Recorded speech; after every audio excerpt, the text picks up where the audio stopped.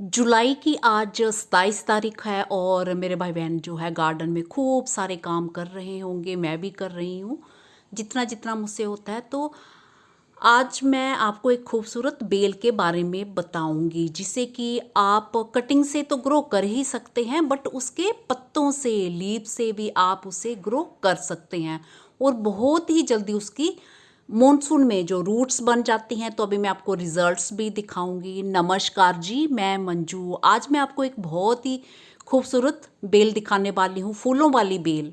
तो मेरे गार्डन में आपने देखी हुई है, जो कि पत्तों से, जिसे आप आराम से ग्रो कर सकते हैं। तो आपका मन करे जैसे पत्तों से ग्रो करना चाहें तो पत्तों से भी ग्रो कर सकते हैं, और अगर कटिंग से ग्रो करना चाहें तो अगर कोई छोटी बेल है, आपको लगता है कि ज़्यादा कटिंग्स नहीं बन रही हैं, तो फिर खूब सारे पत्ते लगा सकते हैं और सीधे डायरेक्टली गमलों में आप ग्रो कर सकते हैं। तो वो कौन सी बेल है, तो मैं ये आपको दिखाती हूँ और उसके रिजल्ट्स भी बताती हूँ। बिना देरी किए इस मौसम में आप उसे अभी ग्रो कर सकते हैं। मेरे गार्डन में एक्ज़ोरा के फ्लावर्स भी बहुत सारे खिल रहे हैं और ये लंबे टाइम तक खिलते आ रहे हैं।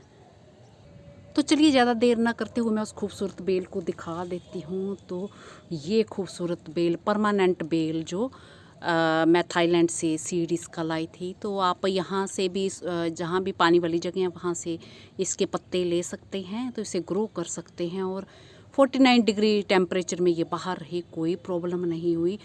और परमानेंट इस बेल में खूब लंबे टाइम तक फूल जो आते ही रहते हैं, बहुत ही खूब। तो किस तरह से इसे लगाना, इस परमानेंट बेल को, तो मैं भी बताती हूँ। पहले मैं ये रिजल्ट्स दिखा दूँ आपको। ये छोटे से पोट में मैंने ये बेल, तो मेरे ख्याल से 6 दिन में इनमें रूट्स, तो ये जो पत्ता है इसकी जो न्यू ग्रोथ हुई, तो हफ्ते के अंदर जो इनकी रूट्स बन जाती हैं। तो मेरे ख्याल से 6 दिन में देखा था।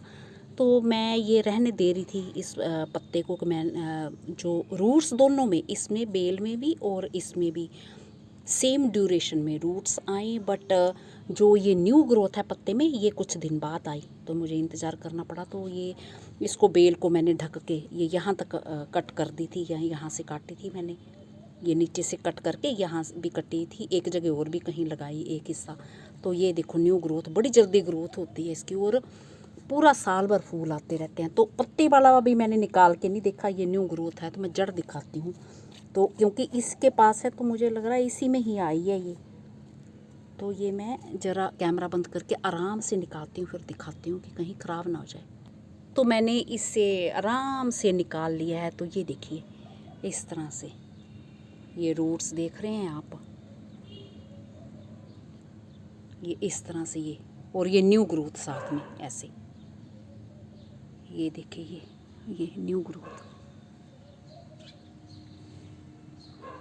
तो ये पत्ते से ग्रोथ हुई है, ये ऐसे पत्ते से ये ग्रोथ, न्यू ग्रोथ इस तरह से। और जो बेल भी मैंने ये अब निकाल लिया, ये कटिंग जो लगाई थी, तो ये पूरी अच्छे से रूट्स बन गई हैं इसके, ये देखिए इस तरह से।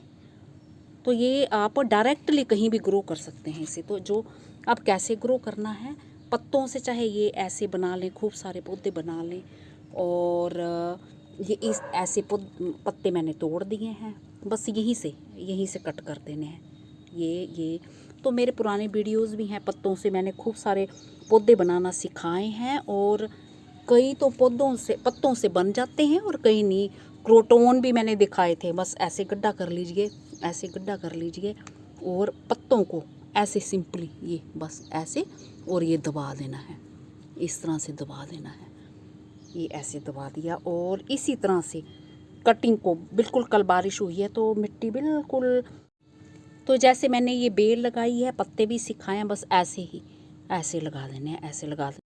सारे पत्ते मैंने दबा दिए, ये पानी दे दिया। और छाया वाली धूप में मत रखना, क्योंकि धूप में अगर तेज़ धूप हो गई तो ये पत्ते, बेल आपकी सूख सकती है, तो फिर रूट्स बनने के चांसेस बहुत कम रहेंगे। तो बस इसे फ़िलहाल छाया वाली जगह में रखना, बाद में फिर तेज़ धूप में जब रूट्स आ जाएँ तो फिर तेज़ धूप में।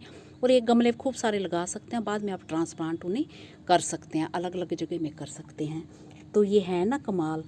तो जो इसके फर्स्ट टाइम मैंने पत्ते से जो ग्रो की है, बेल तो मैंने पिछली बारी भी लगाई थी, पर ये पत्ते से जो अभी इस बारी मैंने ग्रो किया है, फर्स्ट टाइम किया है, बहुत सारे मैंने बहुत पुराने वीडियोस में क्रोटोन के पत्ते भी लगाए थे, तो वो साल भर 1.5 साल तक भी बने रहे, पर उनमें न्यू ग्रोथ ऐसे नहीं आई। तो उनमें न्यू ग्रोथ नहीं आती है, कईयों में आती है, कईयों में नहीं आती है।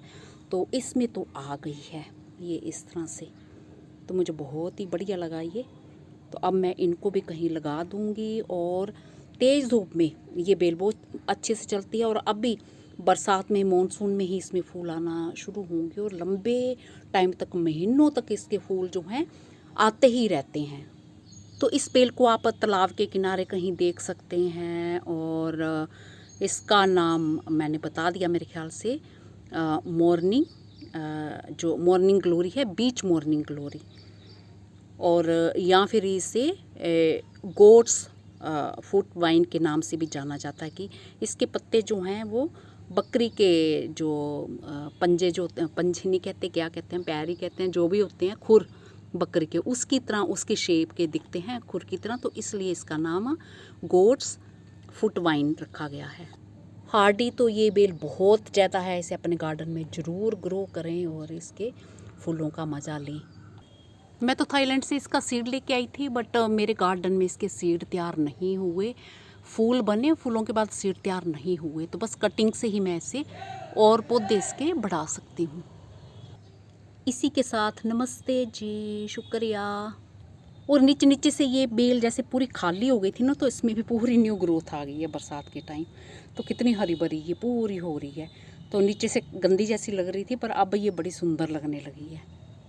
फूल तो खैर इसमें खूब आते ही हैं, ना भी हैं तो इसके ग्लोसी लीव्स के कारण भी आप इसे अपने गार्डन में लगा सकते हैं।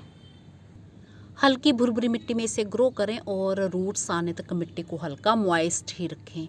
मॉइस्ट मिट्टी इसे पसंद आती है। तो चलिए फिर जाकर करिए अपना काम। कहीं आस पड़ोस में है तो वहीं उन्हीं से ही मांग लीजिए इसके पत्ते।